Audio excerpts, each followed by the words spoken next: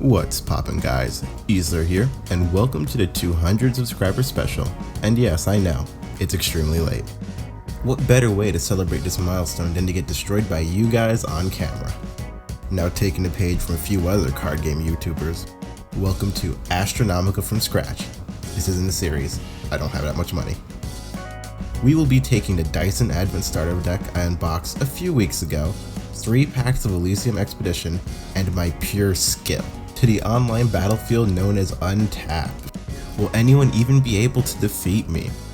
Yeah, the answer is yes, but let's get into the pack opening anyway. Alright, for Dyson Advent, there's a few pretty good pulls I could get from these packs, you know, to really push it to the next level. Babylon stuff would be nice, extra copies of a few of the 2-ofs in the deck, but let's see what we get in this first pack. As always, I struggle against basic foil packaging. Don't be like me, kids, just get a scissor when you're like doing pack openings.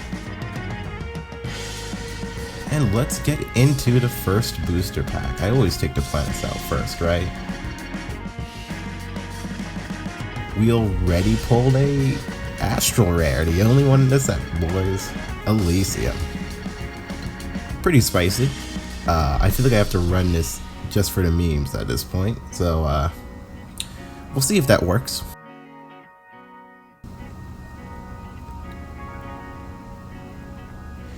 Getting right into the normal pulls though. Again, we're getting some good cards here. Fallen Vanguard, Mithril Sorceress, Traveling to the Mine is kind of trash. Spell Shield, Voltage Spires, a full art Kikitos Cluster, which is pretty nice. And then our first rare could work with our deck. It's a Precinct Drone Master. Fragmented Memory is good if we decide to go into Kikitos, a third assembly line, really good. Gold Refinery, Dragon Scale Staff, and an Exoplanet Explorer, an Auralite Cache, a second Dragon Scale Staff, and a Blazing Signet. If we started with the Babylon starter deck, this would have been a really good pack. A lot of new equipment there. But yeah, you know, not a bad pack here. I'd like to get a third Battalion Rush, and maybe a third Ephemeral Breaker, if possible. But first I need to Ephemeral Break this foil packaging. Doing the planet search again. Onward to pack 2. Orbital Volley would be nice if we were running Babel. Alien Diplomat's a solid card. RuneTech Rift has lost me more games than I can count. Exploration Vanguard, now we have a third copy. Cyclonian Dual Sword, that could find a place. Shrine of Soul would be nice if we were running Cyclops, but we're not. Speak of the Devil. Get a Lifeblade Knight right after that. A Support Drone. And there's a third Battalion Rush, which is really nice for a deck. We get Ignis. I'm telling you, if we went to Firestorm, great deck. Ibis Veil. Cybernetic Stalker. Exoplanet Explorer. And a copy of Interstellar Search. Man, it's like we're getting everything for all the other starter decks, right? Like, it wants us to go Kikitos, it's giving us good Babel cards, but then for Legion Core, it's just giving us duplicates here. On to pack 3. Digging for planets again. I always feel like when I open a Game Crafter pack, the first card's always the planet. Let me know if you guys see that as well, because I don't think I've ever opened a pack where the first card wasn't the planet. Now we get Divination Shackles, a copy of Avernus Rogue, a copy of Infernal Witch, another Blazing Signet. We might be able to use these. Force Feedback, another Ignis Squadron Blacksmith, cementing that I probably should have went with Firestorm. 4th Battalion Rush, copy of Invoked Soul, another Gold Refinery. We pulled a playset of Dragon Scale Staffs. Our second rare is a Weapon Master. I'm telling you, should have gone Babel. Another Infernal Witch.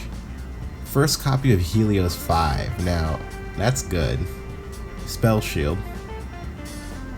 And to end the pack off, we get Spellbook Warlock. So that's the pool of cards. I'm going to find a way to integrate these into the deck. We did okay, you know, pulling Astral Rare is pretty nice, but we only pulled one Legion Core Rare. There's a few Babel cards we can definitely run in the deck though. And yeah, pulling all those Kikitos clusters, the Siren Belts, we could pretty much switch gears into a Kikitos deck if we wanted to, but I think sticking to Legion Core stronger. Alright, now give me a second to build the deck. I'm just gonna use this montage to say a few things. First up, thank you guys for all the subscriptions, the likes, the comments over the past year or so. Really appreciate it. And for all of you guys who aren't subscribed yet, it's not too late to join the channel. I got a comment question for you guys today. Would you like to see me do more general videos on how I made my own card game and how you could make yours? I know a ton of HTC YouTubers do that, but you know, I think I have my own insights I could offer to the conversation. But anyway, let me know below, and the montage is now complete. Here is the edited monstrosity that I decided to call my sealed only deck. Here you can see all the cards I removed from the deck, kind of haphazardly, and I also decided to go against my better judgment and remove Crimson 6 to run Elysium. Because why not? Gotta flex, right? Now the main changes made besides that is the Cyclonian Dual Sword added for its discard effect, the 2 Blazing Signets because they work well with Ephemeral Breaker. We decided to run the 1 Helios 5, which can only work out on Elysium. I'm sure there's no way that will ever bite me in the back later. We run the copy of Precinct Drone Master we got, the 2nd Exploration Vanguard, and then we now have a playset of Assembly Line and Battalion Rush. So I'm going to take this deck list and put it on untap, and then after that we'll get into some matches against some viewers at home.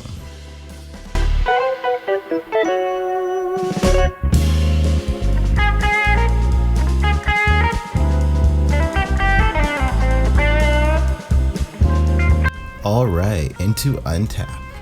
So the first match is against Dark Voider, who wanted me to let you know about his game Cryptic All Out Assault, and the server he's a moderator on, TCG Home. There'll be a link to both discords in the description below.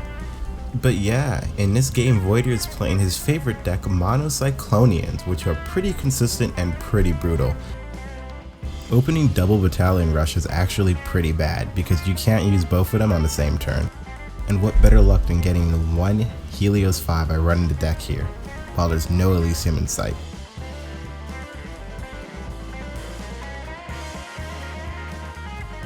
So with any decent plan in the gutters, I pass turn and Dark Voider goes into a Soul Enforcer, getting rid of my other Battalion Rush, right? So now my hand's just a card I can't use.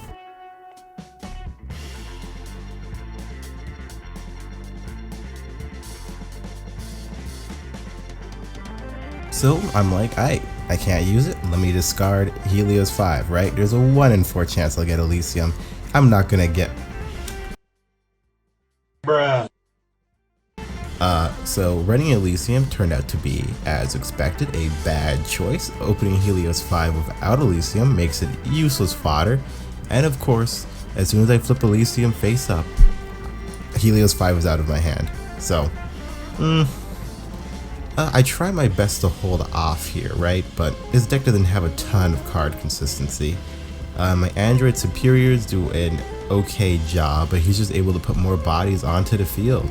And without getting one of my assembly lines back, it just means that I got beat down pretty quickly. The match did not last long at all. So that's the first match. Clearly already regretting running Elysium. But what are you gonna do? Flexing? It's necessary. On to round 2. The next match is against Cairo, creator of Quest for Dominion, and a link to his YouTube channel will be in the description.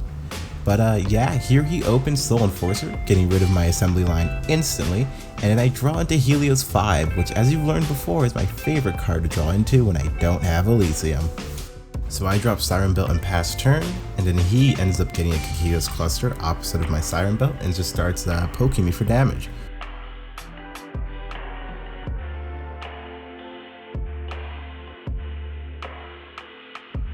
I end up getting Elysium while I have Helios 5 in hand, and I played the card. Doesn't do anything else, I just played it. And yeah, on his very next turn he removes my Siren Belt with his Mithril Sorceress, and then he uses Forge Sweetback to get rid of Helios 5 as quick as he came.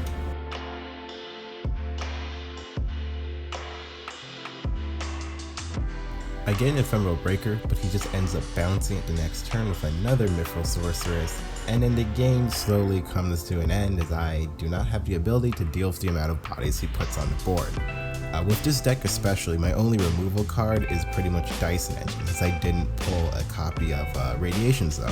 So not getting Dyson Engine, it was a pretty quick defeat here. Okay, so next up is the final battle against Dawes20, and a link to his YouTube channel will be in the description below. And yeah, here I can't make the excuse that I'm losing just because it's Kakitos, because here, he just plays a better version of the Mech Robot deck. Soul Enforcer just gets rid of my maximum upgrade, start of the game, and then my second planet ends up being Elysium, which has been a problem, let's just say that, throughout all of these matches. And then I just can't keep up when he opens a Dyson Engine, and then he plays a second one later to end the game.